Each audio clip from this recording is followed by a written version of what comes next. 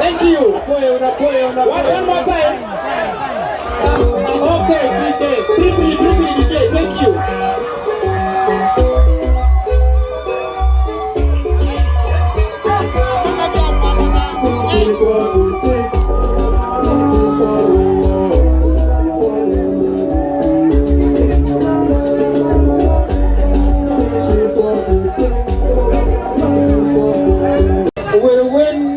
No te le digo,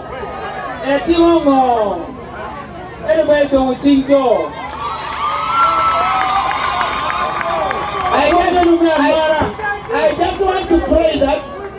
I just want to pray that you've been very honest when you're bringing the money to his pocket.